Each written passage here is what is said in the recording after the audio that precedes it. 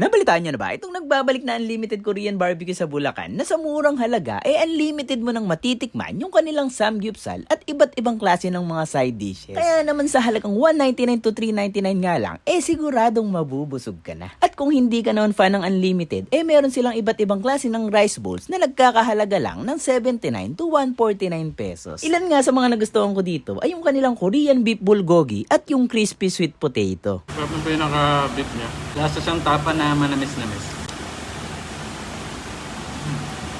At hetong at kasama ang aking mga pinsan, pinuntahan natin sila dito sa Norsagaray para mag-food trip. Ito nga pala ang Samgyupjal Unlimited Korean Barbecue na matatagpuan sa Poblacion Road, Barangay Minuyan, Norsagaray, Bulacan. Malapit lang sila sa Palorina Hardware at madali lang silang hanapin dahil searchable naman sila sa Waze. Sa mga nagbabalakang pumunta dito, open sila everyday from 11 AM to 9 PM at medyo malaki din yung dining area nila na sa tansya ko kayang mag-accommodate ng at least 60 to 70 persons. Hindi nga lang fully air condition, kaya mas maganda pumunta dito bandang hapon para malamig na. Ito nga pala yung menu nila na may iba't ibang set ng unlimited na nagre-range lang ng 199 to 399 at may mga pan-takeout na samgyup din at iba't ibang Korean rice bowls. Sa mga gustong magpa-deliver maaari kayong mag-message sa kanilang page o sa number na naka-flash sa screen. At isa-isa na nga sinerve yung only 399 set nila na mayroong pork, beef at marinated chicken. Sinunod na rin yung mga side dishes at yung kanilang rice bowls. At bago nga pala kayo kumain, eto yung rules ng resto nila at mayroon din silang mga discounts dito na ino-offer. Kung may budget naman, marirecommend ako yung only 399 set nila na bukod sa kompleto sa meat,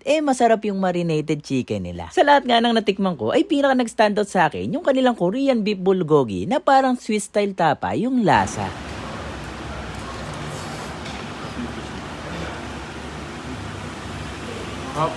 Parang siyang tapa na matamis. At sa mga side dishes naman, nagustuhan ko yung crispy sweet potato nila, pati yung buttered sweet corn, lalo na nung nilagyan namin nung kanilang cheese sauce.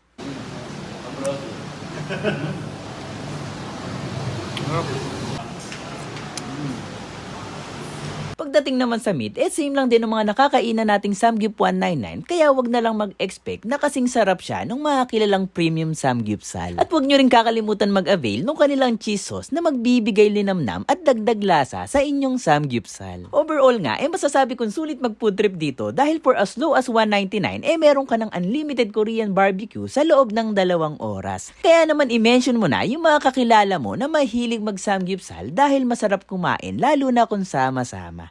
At ngayon, nabalitaan nyo na. Alam nyo na yung susunod na gagawin. Hanggang sa muli!